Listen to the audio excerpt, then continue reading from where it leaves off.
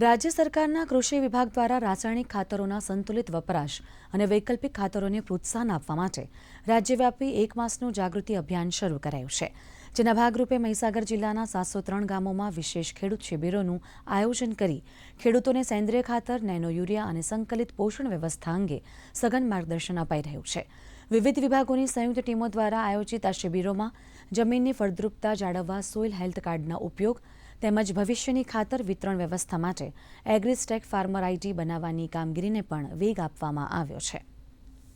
મહીસાગર જિલ્લાના 703 ગામોમાં દરેક ગામમાં આ પ્રકારની શિબિરોનું આયોજન કરવામાં આવનાર છે। અહીંયા ડાંગર, મકાઈ જેવા જે મુખ્ય પાકો છે તેમાં ખાતર વ્યવસ્થાપન કઈ રીતે કરવું,